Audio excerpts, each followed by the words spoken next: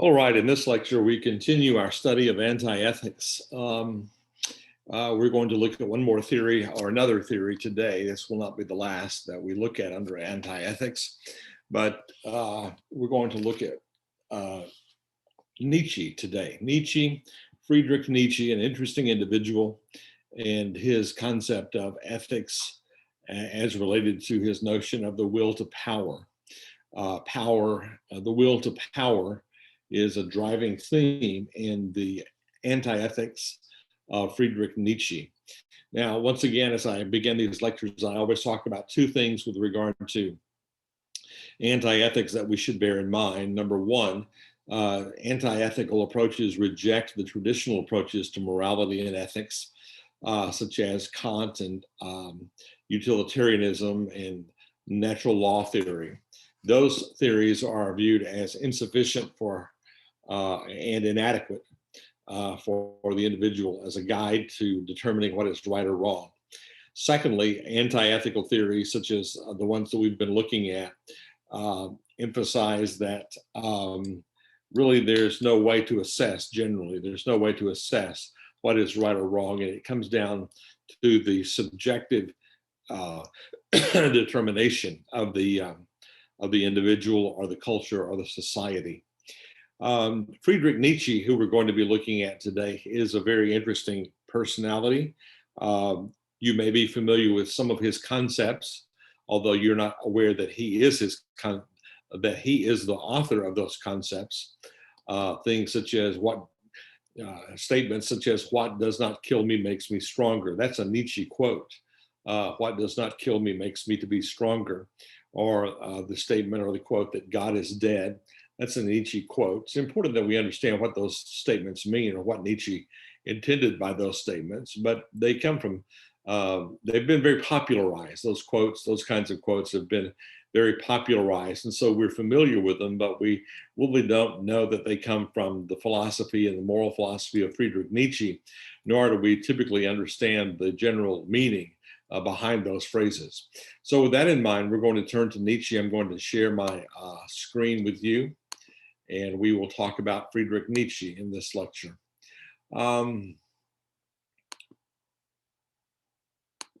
So let me, Friedrich Nietzsche's moral theory. His last name is a rather of a challenge to spell, but really it's pronounced Nietzsche or Nietzsche. You can pronounce it either way. Nietzsche was a German, as we shall see, and a rather bizarre personality in a lot of ways.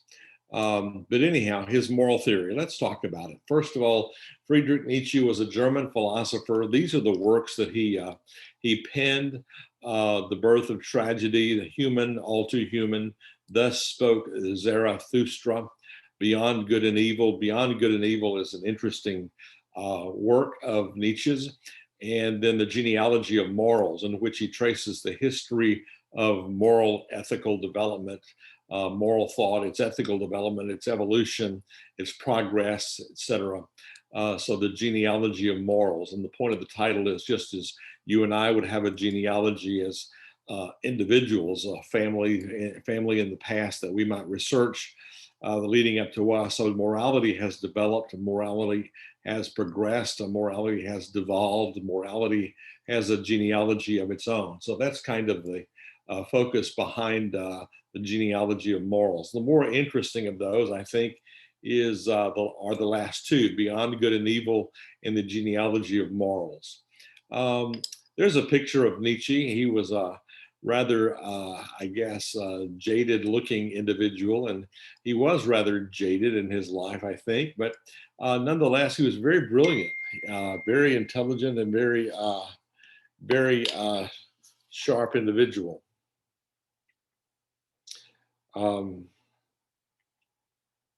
So with that having been said, that's a picture of Nietzsche, and his fundamental concept is the notion of the will to power.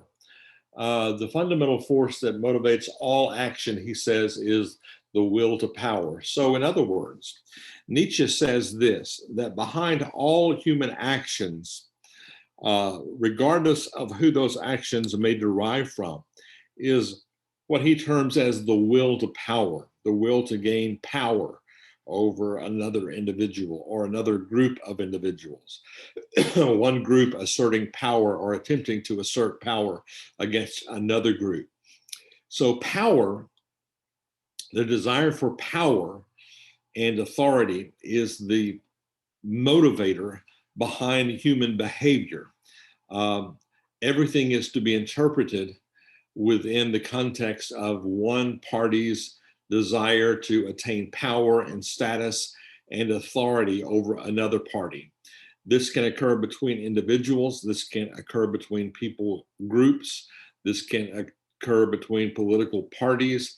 It's all about power. At the core of all of human history is the desire for one entity to gain power and to assert power over another individual or a group of individuals. And Nietzsche determines this, designates this as the will, the will to power. Elaborating upon his concept of the will to power, I've presented to you on this slide some concepts that relate to that kind of flesh out all that Nietzsche intended to convey when he speaks of our incessant and unrelenting desire to assert power and authority over other groups. Number one, Nietzsche was convinced that we are all constantly attempting to affirm ourselves.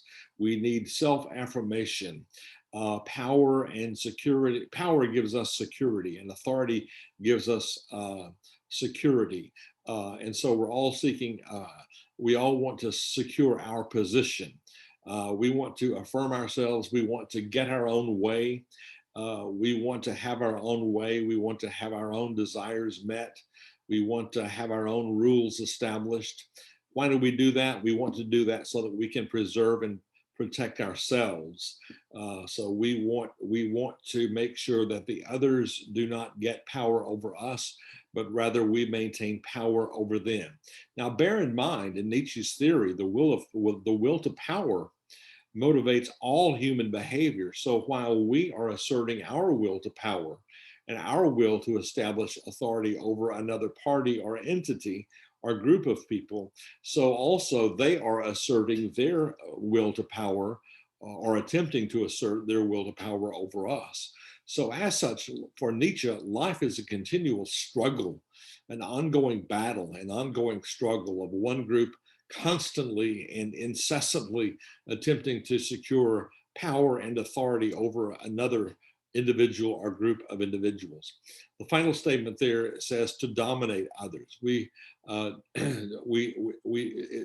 Nietzsche's philosophy in no way reflects a live and let live philosophy, but rather it's reflective of a desire to establish power over another individual or another group or another culture. So this plays itself out in marriages. This plays itself out in the corporate context. This plays itself out in the national context. This plays itself out in the global context. All human behavior, all human action is aimed at one group attempting to establish power and control and authority over another group. So that's what motivates and compels our ultimately our ethical behavior. Next slide says, since we are unequal in our abilities, and that includes our mental abilities and physical abilities, Nietzsche acknowledges that not all people are equal, that not all individuals are equal. Some are superior to others. And this is where his theory really kind of becomes extremely complicated. And you'll see how this plays itself out a little bit later on. And I would say extremely controversial. Nietzsche's philosophy was really abused by the Nazis in World War II Germany. Lots of speculation has abounded regarding whether or not Nietzsche intended that. But nonetheless, his philosophy provided the foundation for Nazism and for Aryanism and those kinds of movements in the period of World War II and Nazi Germany. So since we're all unequal, some people have more physical stamina, physical ability, physical power, others have more mental power. The most fit will survive and dominate the weaker. This is evolution. You're getting a glimpse here of Nietzsche's idea of his incorporation of the concept of evolution and the survival of the fittest. Nietzsche was doing his work in the period of the Enlightenment, and Nietzsche was doing his work when the concept of evolution via Darwin was emerging. And so Nietzsche took the concept of Darwinian evolution as applied to biology, and he applied it in the area of ethics, morality, political philosophy, and social interrelations. So as a result of that, we see evolution playing itself out in Nietzsche's philosophy. The most fit over the less fit, the most fit will survive, the less fit will, the weaker will succumb and be eliminated. So it's a survival of the fittest mentality, which is at the core of this will to power. There's an ongoing struggle between individuals, between nations, between cultures. There's an ongoing struggle between classes, the stronger over the weaker, and the weaker will win and triumph and assert their power. And that's just the way that this social evolution of a sort takes place. So next, quote from Nietzsche: exploitation does not belong to a depraved or imperfect and primitive society. It belongs to the nature of the living being as a primary organic function. It is a consequence of the intrinsic will to power, which is precisely the will to life. So Nietzsche has a very dark view of this ongoing contest and this ongoing battle between peoples. He designates it as one group attempting to exploit. Notice the very first word in the quote.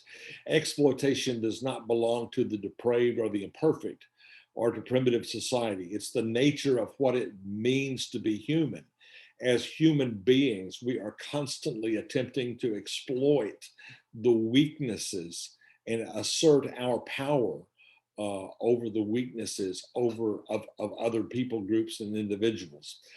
He says it's the driving function in our lives. And then he says it's the will to power, to assert power and authority and to exploit the weakness of other groups is essentially the will to life or the will to survival.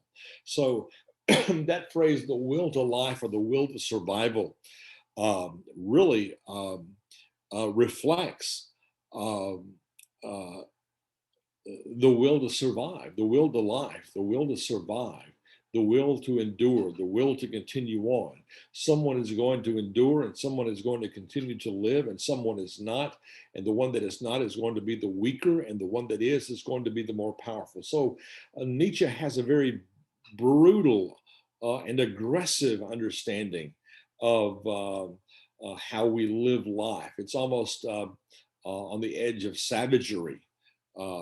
But this savagery and this exploitation may play itself out in brutal ways, but it may also play itself out in more subtle and sophisticated fashions as well. But nonetheless, motivating all of our actions is this will to power. Then another quote from Nietzsche in his book entitled, in his work entitled "Addressing Master Morality," which we'll talk about more about in a moment, is there is great beauty in the noble spirit coming to power. When someone evolves to a higher level of power, evolves to a higher level of status, asserts themselves as superior to another individual or another group, Nietzsche said there's a great beauty in that. It leads to one group or one people group becoming what he termed the Übermensch, the supermen, the super powerful. The Übermensch is the German word, Ubermensch, Übermensch. So the Übermensch is the one who is superior to all others, superior physically, superior mentally, superior socially. The Übermensch is refined, and Nietzsche says that's a person or a people group of tremendous beauty and a noble spirit to see them come to the fore in his master morality. The noble spirit. What does he mean by the noble spirit? The noble spirit, or the Übermensch, they are the strongest. By that he means the strongest physically. They're the most physically fit. They can assert their physicality over other groups who are inferior. They are the smartest. They are superior as far as intelligence and as far as insights. They are the most fit and they are the most powerful. This is a special category, a special class of individuals that have worked their way to the top, so to speak. They have experienced triumph after triumph after triumph in asserting their authority over other people groups or other individuals. And each time they have come out on top. So this is a very elite group in Nietzsche's mind, the noble spirit. The noble spirit is a part of those who are the strongest, the smartest, the most fit, and the most powerful. These are the elite folks of the society. Now then, with regard to that preliminary comment regarding his philosophy in general, let's consider his ethics. He says these individuals, the noble, the Übermensch, the superior folks, they should rule over those who are weaker. He says that should be no mystery. That should be not even up for debate. That it's just very obvious that the stronger should be the ones, the stronger physically, the stronger mentally, the one who are the more elite in every fashion. Those should be the ones who rule over the weaker, the lessers in society. And he says this is natural. This is nothing really new. This is just natural. It's just almost a commonsensical kind of thing. So, as related to the Übermensch or the master, the noble spirit, he speaks of the morality of the leaders. The morality of leaders is the morality of those who are better than the normal average people. In Nietzsche's mind, he uses another designation for the normal, average, everyday, across the board, typical, standard people. Those individuals comprise the herd, H-E-R-D, the herd. When I say the herd, I think of a herd of cattle or a herd of pigs or a herd of whatever, a herd. It's one thing to be a part of the herd. Those are the common people. Those are the average people. But the nobility, those of noble spirit, are the elite. And Nietzsche says that it is commonsensical, it is normal, it is natural that the elite Übermensch rule over the weaker, because they simply have deserved that status by virtue of the fact that they are superior physically, superior mentally, superior intellectually and socially, and in every other way. So he says there's a master morality and there's a herd morality.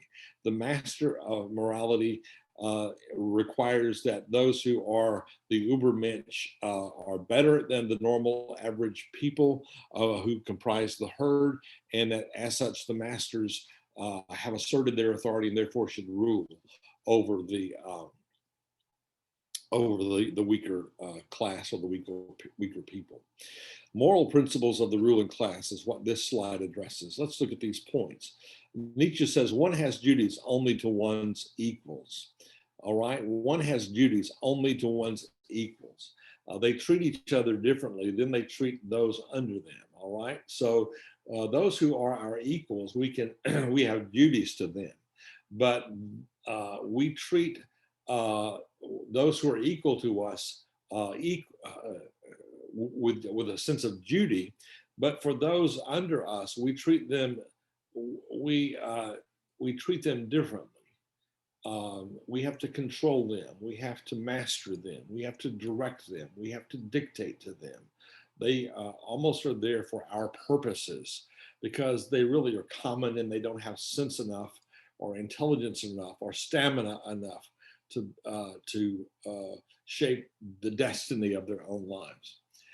Master virtues, the master race or the master Übermensch, the master virtues that Nietzsche asserts are things like power, strength, domination, exploitation, creativity, spontaneity, and excellence. Nietzsche says that Socrates is reflective of the master virtues. Socrates was a person of power. He was a person of strength.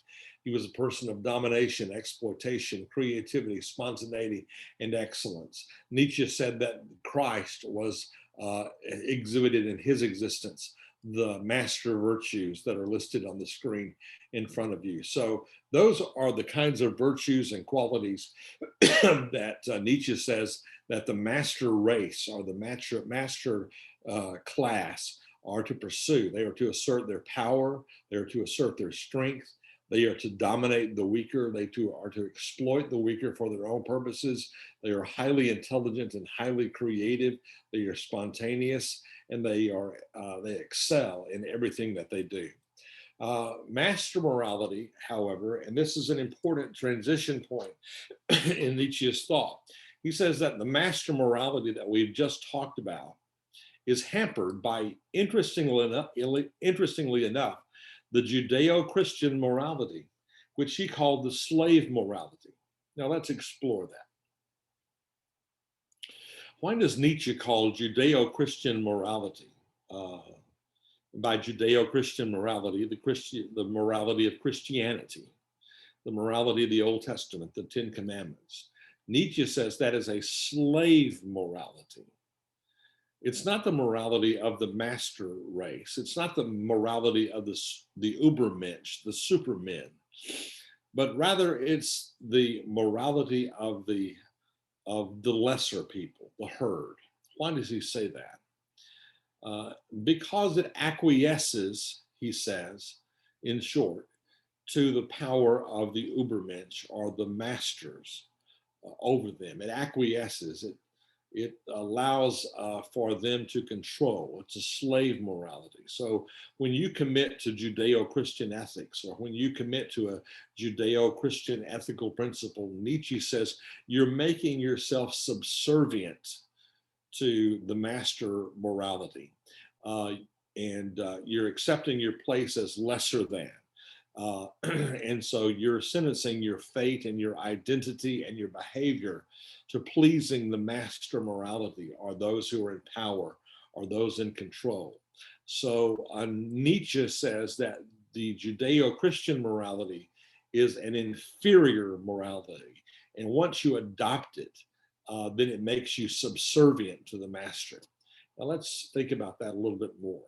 He says that slave morality was the invention of jealous priests who were envious and resentful of the power of the strong. Slave morality was an effort of the priest to control the strong. For example, we might look at the quality, let's say, advanced in Judeo-Christian morality, the quality of meekness. Well, why does Judeo-Christian morality advocate meekness, meekness?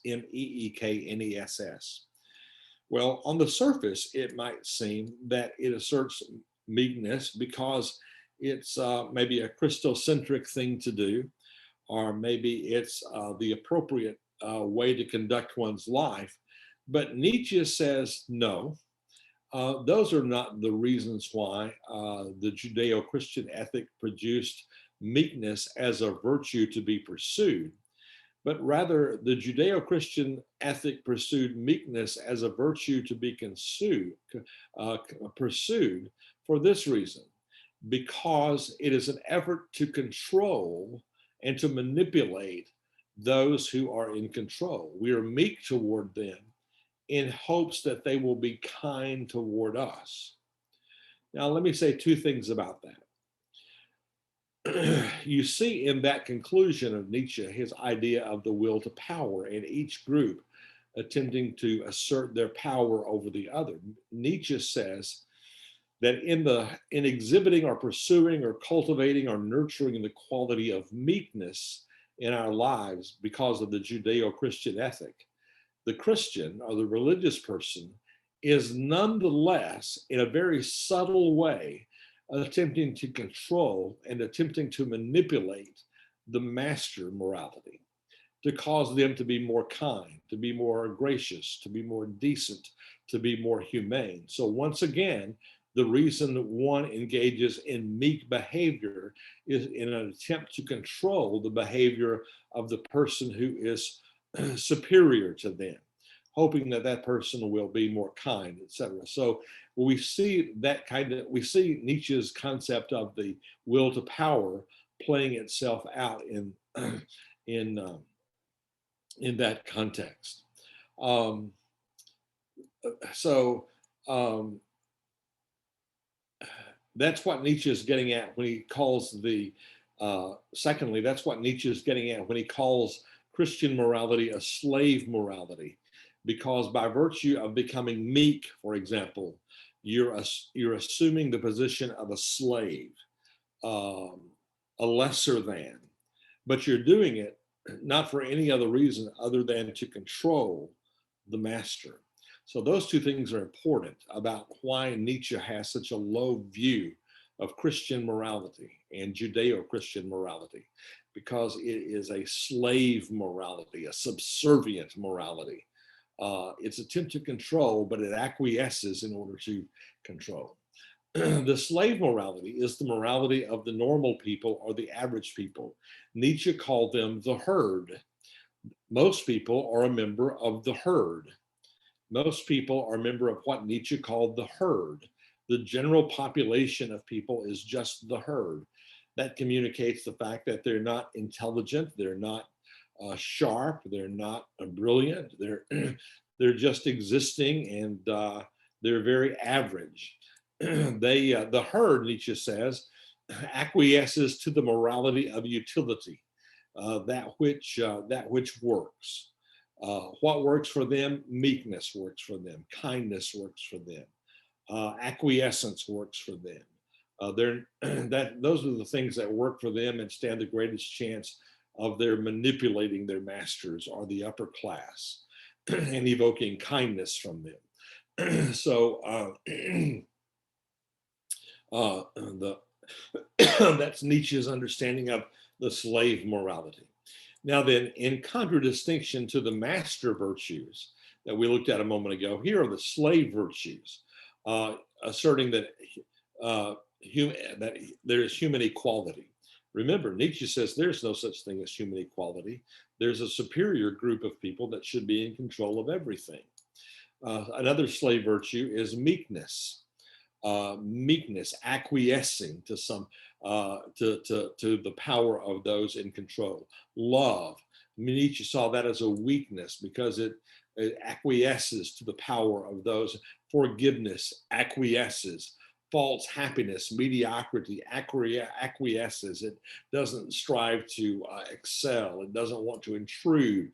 It just wants to maintain the status quo. So Nietzsche saw those things as slave virtues, and he associated those things with the Christian ethic. And if you think about that, Judeo-Christian ethic does assert human equality, that all people are equal, that meekness, meek is to be pursued in the life via the Beatitudes, love for one another, forgiveness from one another, false happiness, false contentment, looking to the next life for fulfillment, in which Nietzsche says if we look to the next life for ultimate fulfillment, then it causes us to have a disregard for this life, and we don't invest in this life and excel in this life as we should. Mediocrity, slave virtues include just being average. As Nietzsche said, that's a characteristic of the slave virtues. Now, further, at the heart of slave morality is an ethic of resentment. Those who are a part of the herd, those people who are a part of the average people, are characterized by resentment and jealousy of those who are better and who are more gifted. So you increasingly get a glimpse of the elitism that really comes about in Nietzsche's philosophy. Elitism is in the sense that there's the upper crust and then there's the average crust. The movers and the shakers, the brilliant, the Illuminati, the glitterati, and then on the other hand, there are the average folks who just don't excel at anything. And the lower folks, the slave morality is motivated by resentment and jealousy toward those who are superior and better and more gifted. All right, what is good? Nietzsche defines good as all that enhances the feeling of power. If it makes you feel more powerful, it's good. If it makes you causes you to assert the will to power, it is good. So it all centers around the concept of asserting your power, that which is good. What is bad? Anything associated with weakness. That's why forgiveness, kindness, love, mercy, mediocrity, acquiescence, those things are viewed as bad because they are not an assertion of power, not an assertion of authority. They're an assertion of weakness and subservience. And so that's what is bad. Then what is happiness? For Nietzsche, this definition of happiness is appropriate. The feelings that power is increasing. You have happiness, you have fulfillment in life when you feel that your power is increasing and your power is increasingly that you are intellectually superior, that you are physically superior. That's where you find uh, uh, purpose in life. When you overcome the resistance of those around you. The first principle of our humanism, Nietzsche asserts, is the weak and the failures shall perish. Now that's evolution. Nietzsche's theory is permeated with evolutionary concepts. The survival of the fittest, the weak and the failures will perish, but the masters, the superior, will remain in control and have even more control. The next statement on the slide says the weak and the failures ought even to be helped to perish. Now, boy, we're really, really getting into some complicated and controversial stuff when we say that. Not only will they perish, but Nietzsche says they should be helped to perish. The inferior should be helped to perish. So we're starting to get a glimpse of how Nietzsche's philosophy certainly was a catalyst for the superior philosophy, the elitist philosophy, political ideology of Nazism, viewing the Jewish people as weak, and then not only allowing them to perish, but assisting them in their perishing via death camps and all of the other atrocities that went along with the actions of the Nazis. Now, reams of paper and gallons of ink have been used to address whether or not Nietzsche intended for his philosophy to play itself out like it did with Nazism. Some people defend Nietzsche and say that he never would have been happy to know that his philosophy was endorsed by Nazism and led to the extermination of millions of Jews in Nazi Germany. And they point to the fact that Nietzsche's writings made their way into the hands of the Nazis in World War II via his sisters, or one of his sisters, I believe. One of his sisters became a member of the Nazi movement, and she introduced his teachings. Not Nietzsche himself, but his sister introduced his teachings. And so some say it was his sister advocating on behalf of Nazism via Nietzsche's philosophy rather than Nietzsche himself. And they argue that Nietzsche never would have been happy or never would have condoned the use of his philosophy for such atrocious conclusions. But nonetheless, philosophies have impact. Sometimes we think that philosophy is beside the point. Political oratory is beside the point. That people are just talking. But words have power. And we've seen that in the history of our nation recently with the storming of the Capitol and with various things that have been posted on social media. Words have power. And so even though Nietzsche might not have intended for his philosophy to have been abused by the Nazis, nonetheless, he certainly provided a sort of catalyst here for Nazism. There's no doubt about that.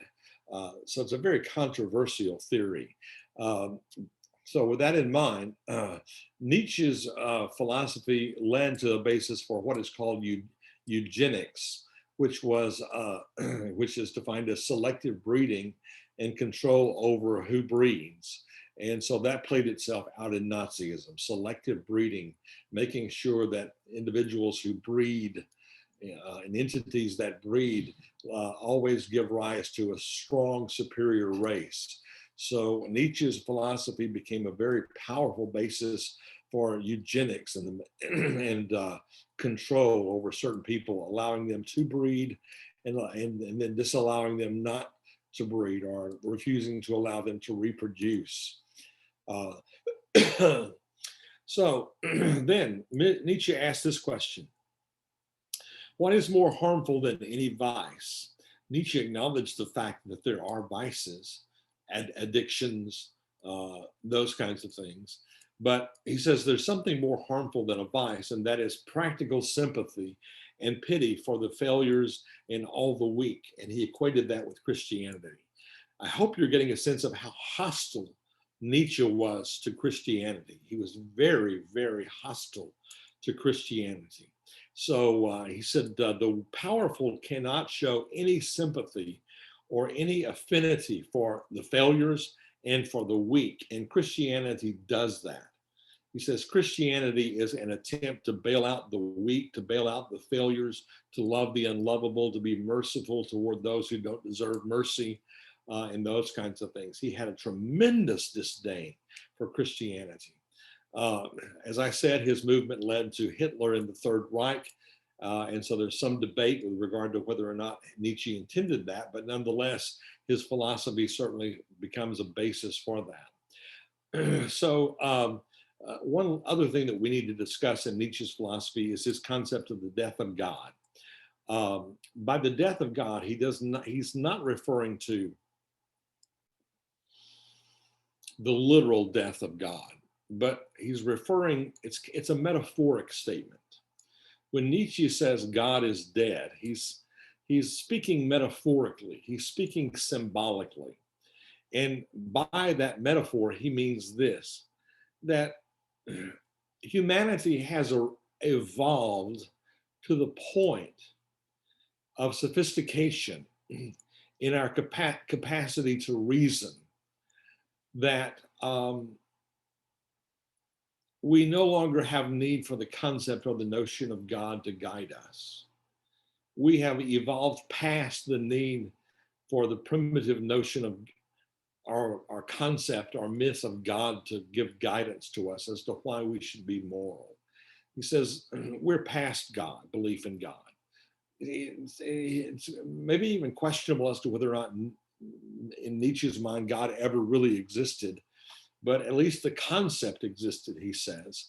And humanity has evolved to the point that we can depend upon reason, we can depend upon ingenuity, we can depend upon rationality in order to give us guidance with regard to how we are to live. We no longer have need for God, the concept of God, to control people groups and to control people and to govern our behavior. We're past God. So as a result, he says God, the notion of God, the concept of God is dead. It's no longer relevant. It's no longer significant for us. However, he says the only use for the notion of God is by those who are of a slave morality. They invoke the name of God, calling them to be meek or calling them to be kind or calling them to be loving because they're inferior. They're inferior beings, they're inferior entities. So they need this crutch of a belief in God to govern their behavior. But the Ubermensch, the supermen, the upper class, the master morality, those advocating they are the intelligentsia, and they no longer have to have the concept of God, the pseudo concept of God, to guide them in the way that they live life. So God provides significance only for those who are a part of the slave morality or the herd. Since there is no rational basis for belief in God, he says there's really no rational basis for us to resort to a notion of God existing and a notion of God commanding us on how to live. There's just no that's myth. That's myth. That's myth from the past. We live in an age of logos or reason or rationality. So we no longer have need for the myth of God to guide our, unless we're a part of the slave morality or the herd. And then we're inferior and we're weak and we need the concept of God to guide us as to how we're supposed to live. Otherwise, the intelligentsia can govern our own behavior based upon a reason. Nietzsche's moral theory is an example of subjectivism, and we spent a lot of time in one of our previous lectures talking about subjectivism. The individual decides what is right or what is correct behavior. You decide what the right thing to do is in order to assert your power over another individual or group of individuals. Now, I want to close with some Nietzsche quotes here. Let's see. The third one on the slide in front of you, I think, is interesting. In heaven, he says all the interesting people are missing, because he said it's an interesting concept, because he says really the interesting people are the people who are part of the of the master morality, and the slave people, the people of the herd, say that those people are not going to make it to heaven. Not that Nietzsche believed in heaven, but he's just trying to make a point that the interesting people are the people that Christians say are never going to make it to heaven. And he says, what an uninteresting place heaven would be without those people who are people of power, prestige, intelligence, the master morality. The next page, in truth, he says there was only one Christian and he died on the cross. So Nietzsche still had a high regard for Christ, which is very interesting. His father was a Lutheran minister. His father died early. His sisters and his mother raised him. But nonetheless, he still believed highly with regard to Christ. There was only one Christian, one person who personified what it truly meant to be an Übermensch. And he thought that Christ was an Übermensch. Now that's an interesting concept in light of the fact that we interpret Christ as advocating meekness and kindness and love and those things. Let me see. Interestingly enough, the last quote there on the page, Nietzsche was a good friend of Richard Wagner. Richard Wagner was the great composer of operas in Nietzsche's day. They did have a falling out and they did part ways, but I think this statement was made as a slap at Wagner, because Wagner was a great opera writer and made a good living off of his operas. And Nietzsche, out of a slap at his ex-friend Wagner, says, only sick music makes money today. And that was a slap at Wagner, because Wagner was living a successful life. And we kind of get a glimpse of how vindictive Nietzsche was there in that statement. Only sick music makes money today, he says. So that was his way of slapping Wagner. Let me see.